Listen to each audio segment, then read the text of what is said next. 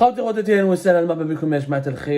que vous allez bien, j'espère que vous vous portez bien, j'espère surtout que vous tenez bien, que vous relevez tous les défis que nous pose cette fin d'année de l'année 2023, une année hyper difficile et que vous résistez. Faut résister, il faut résister, c'est dur sur le plan moral, la cherté de la vie, l'inflation, les problèmes politiques, les problèmes économiques, les problèmes sociaux et les problèmes psychologiques, parce que tout ce malaise économique et politique génère des problèmes psychologiques sur la santé morale de nos compatriotes. Nous sous-estimons d'ailleurs beaucoup la santé mentale et on ne parle pas suffisamment de l'impact psychologique des problèmes économiques et politiques de notre pays.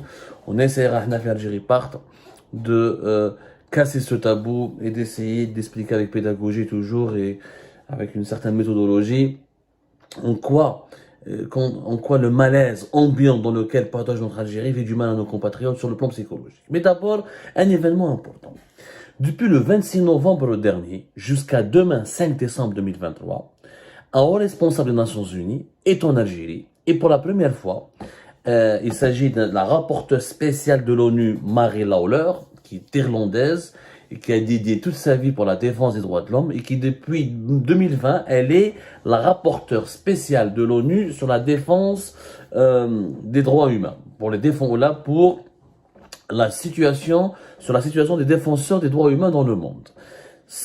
Pour la première fois, un haut responsable de l'ONU en Algérie a pu accéder à des prisons. Ça fait longtemps que ça s'est pas posé. Je crois qu'il y a eu des délégations de l'ONU qui ont pu aller dans les prisons algériennes, etc. Et de certains ONG, c'était le début des années 2000, à la fin des années 90, à la fin de la décennie noire, lorsque l'Algérie voulait revenir et voulait réintégrer son rang au sein de la communauté internationale, après avoir été exclu, mis à l'écart durant toute la décennie noire en raison des accusations de violation des droits de l'homme, de massacres, de non-respect des libertés publiques et individuelles, et le Kitchuki à l'époque qui a fait beaucoup de ravages, et toutes les suspicions concernant la dignité humaine et le respect de la dignité humaine et le respect des libertés fondamentales et de la vie humaine tout court. La décennie noire, c'était une guerre. Marra hadi, Mary Lawler, en tant que rapporteur spécial de l'ONU, a pu aller dans les prisons de Harrach, de Tieret, de Koléa. Elle a rencontré des détenus politiques algériens. Elle a rencontré des activistes, des avocats chargés de la défense des détenus politiques algériens. Elle a assisté au procès de 3 ou 4 membres de l'ancienne Ligue algérienne des droits de l'homme dans la défense, la fameuse LADDH qui a été dissoute au début de cette année 2023. Et pour la première fois, le régime algérien a ouvert toutes ses portes à une rapporteuse spéciale de l'ONU sur les droits humains, sur la défense des droits humains. Alors, c'est quoi un rapporteur spécial de l'ONU? Un rapporteur spécial de l'ONU, c'est un expert qui est mandaté par le Conseil des droits de l'homme de l'ONU pour enquêter sur une thématique qui est en relation avec les droits de l'homme et les libertés fondamentales. Voilà. Hadi Mary Lawler, elle est chargée d'enquêter sur la situation des défenseurs des droits de l'homme.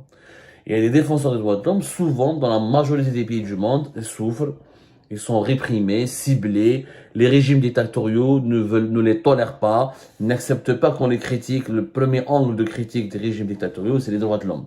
Les emprisonnements arbitraires, les violations de la liberté d'expression, les tortures.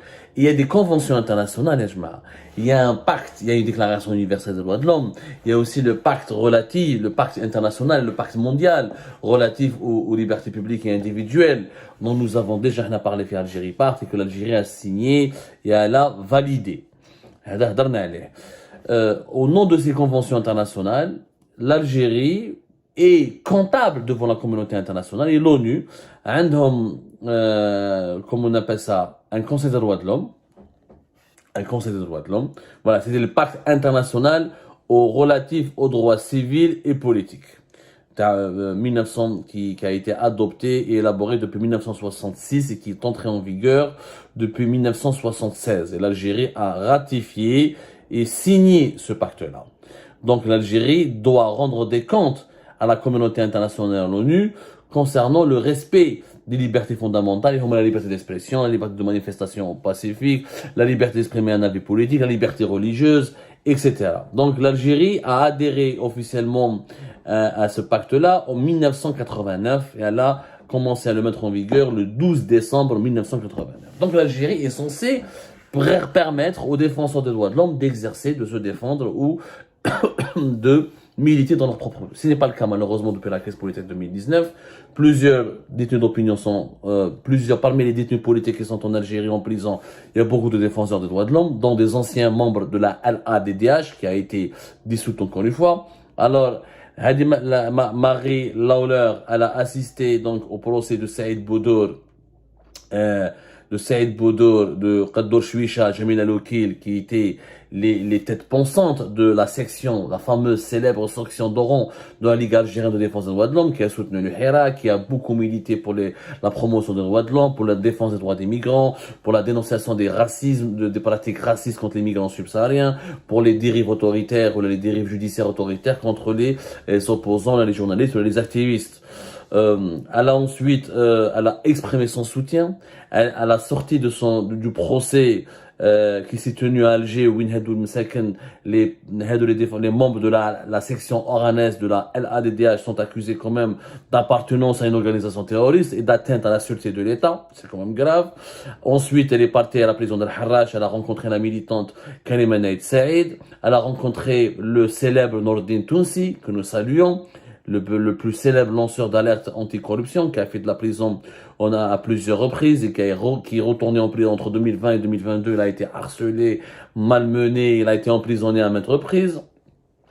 Il est prévu, selon nos sources aussi, selon d'autres sources concordantes, que Madame la rapporteuse spéciale sur la situation des défenseurs des droits humains se rende aussi à Tiaret pour rencontrer Ahmed Mansri, qui était l'ancien président de la section de LADDH à Tiaret et qui purge une peine là-bas de 3 ans pour diffusion de documents portant atteinte à l'intérêt national et incitation à une assemblée non armée. Donc, à Tizi Ouzou, elle a pu se rendre à Tizi Ouzou dans un hôtel qui s'appelle l'hôtel Itourar. Elle a rencontré des avocats, Maître Yamina Alili, et des avocats qui sont chargés de défendre des détenus d'opinion, et le fameux blogueur militant Merzer Touati, qui lui aussi a fait plusieurs séjours en prison entre 2020 et 2022 jusqu'à 2023. Ils ont parlé, donc, la responsable de l'ONU, elle a parlé de la question des droits de l'homme, de la question des dérives autoritaires du régime algérien actuel, la question des interdictions de sortie du territoire national, les emprisonnements des détenus politiques, des journalistes qui sont en prison, les condamnations arbitraires et sévères qui ont été infligées par la justice algérienne contre des simples opposants politiques dont les opinions, les activités étaient purement pacifiques. Il se trouve que le régime algérien a ouvert vraiment toutes les portes. Et c'est inédit. Et ça témoigne d'un changement d'attitude. D'ailleurs, la haut responsable des Nations Unies en charge d'enquêter ou de suivre la situation des droits humains a rencontré des ministres algériens, maintenant Brahim Marad, ministre de l'Intérieur. Elle a rencontré Mohamed Lagueb, l'actuel ministre de la Communication. Elle a rencontré le président du Conseil supérieur de la jeunesse, Mustafa Hidawi. Elle a rencontré Leila Aslaoui, qui était membre de la Cour constitutionnelle. Elle-même, elle a dit que elle s'était réjouie de toutes les facilités. Elle a salué elle-même Marie, à chaque fois j'oublie son nom. Elle s'appelle Marie Lawler. Voilà, Marie Lawler. Elle a elle-même salué les facilités qui ont été offertes par les autorités algériennes pour exécuter sa visite en Algérie. Il faut savoir qu'un rapporteur spécial de l'ONU, il ne peut pas aller dans un pays de force s'il n'est pas invité. Le Conseil des droits de l'homme, comme les rapporteurs spéciaux de l'ONU, c'est pas une justice mondiale, c'est pas un tribunal mondial. Il ne peut pas faire des verdicts, condamner condamner un État. Il fait pas du pénal. Par contre, il donne des recommandations. Il peut condamner un État, il peut faire des remarques, il peut rappeler à l'ordre, il peut faire des recommandations. Et dans ces recommandations, il peut émettre des critiques. Il demande aux États de se conformer aux conventions internationales concernant les libertés publiques, civiles et politiques et les droits de l'homme. Mais il peut pas condamner à la prison le dirigeant d'un État, par exemple, ou un général d'une armée. Ça reste pas du pénal, mais ça reste un outil de pression juridique et diplomatique sur les États qui ne respectent pas les droits de l'homme. Le fait que le régime algérien ouvre ses portes à Marie Lawler, ça veut dire qu'il est sous pression. Et c'est qu'il panique, c'est qu'il a vraiment peur. Et tout cela, toute cette démarche, vous l'avez bien compris, a une relation avec les élections présidentielles 2024. Nous sommes à une année pile poil des élections présidentielles 2024. Le régime algérien veut éviter Déjà, il est sévèrement critiqué par le Parlement européen, sévèrement critiqué par les ONG internationales. Il veut s'éviter toute mauvaise publicité à cause de ses dérives, de ses pratiques dictatoriales. Il veut convaincre la communauté internationale que c'est un régime qui n'est pas un régime, qui n'est pas une dictature absolutiste, et qu'il est prêt à faire des compromis, qu'il est prêt à s'ouvrir, et il veut se faire accepter par la communauté internationale. Il veut que la pression des critiques de la communauté internationale baisse pour qu'il puisse organiser sereinement les élections présidentielles de 2024. Parce que il y aura si tu organises dans le climat politique malsain et dictatorial actuel en Algérie, les élections présidentielles de décembre 2024 n'ont aucune crédibilité. Donc, je mets une élection dans un pays où pour un post sur Facebook, tu parles en prison. Ou un défenseur des droits de l'homme est en prison. Ou un journaliste est condamné à mort, il est en prison. Ou des opposants, des simples militants pacifiques sont en prison. Tout le monde est en prison. Tu pars, tu vas en prison. Quand tu pars pas en prison, tu es interdit de quitter le pays. Quand tu n'es pas interdit de quitter le pays, tu es interdit de parler dans les médias. Donc, il n'y a pas de pluralisme, il n'y a pas de démocratie. Donc, à quoi bon organiser une élection? Donc, il n'y a pas de légitimité.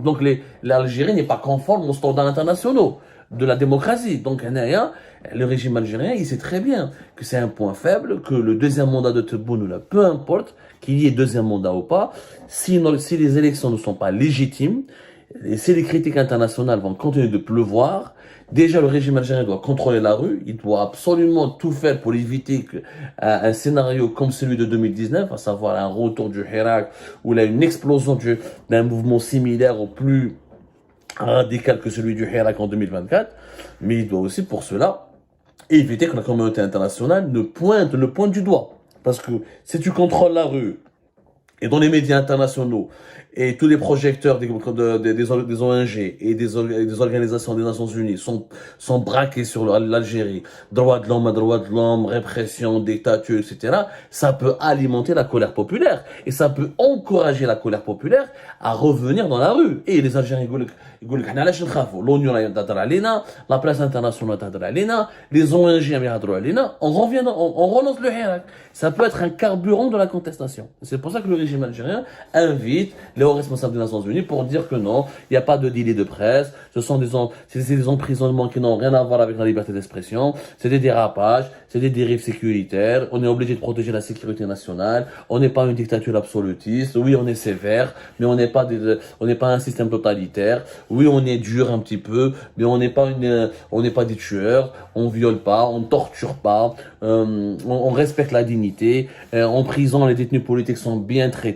Il veut absolument éviter un clash avec les pays occidentaux en 2024, il y a un clash avec les organisations, les ONG internationales et avec les organismes de l'ONU. En clair, le régime algérien veut éviter toute mauvaise publicité pour pouvoir pour réunir les conditions nécessaires et pour organiser une élection sereine. C'est noble comme intention, mais il faudra la concrétiser cette intention. Pourquoi ouvrir les portes des prisons algériennes à la rapporteure spéciale de l'ONU?